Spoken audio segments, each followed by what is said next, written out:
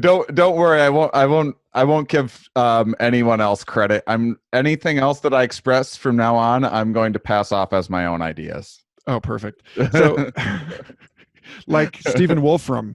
Anyway, so um, so Caroline Bucky was saying, I thought this was a really elegant way of putting it. She said, if you're a meteorologist and you Mhm. predict it's going to rain tomorrow, and everyone takes out their umbrellas, it's still going to rain.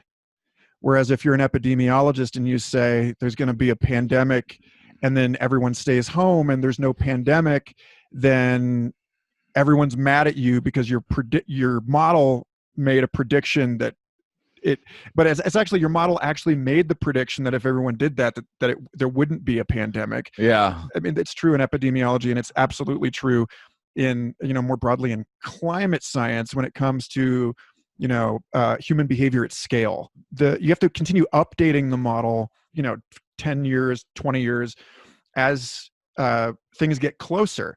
So like, I'm in this argument with one of my good friends. I've been in this argument with him for almost a decade about Terence McKenna. And he's of the opinion that Terence McKenna's prophecies about 2012 were just complete crap, that none of it came true.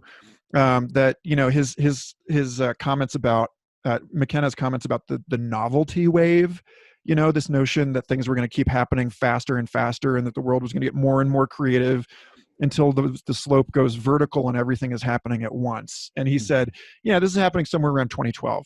It's like, all right, there's a way at one time scale, at one level of resolution, you can look at history and say that didn't happen.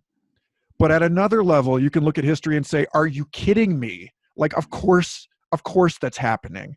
Yeah. I love having you on because you're the only guest ever on the Here We Are podcast that I have to ground. Usually guests have to like ground me a little bit. I was like, oh, let's bring it down to our level a little. All right, but actually don't take that advice because I love everywhere this is going, and I don't get to have as big and fluid conversations as I do, with these reducive materialistic scientists I'm used to having on here.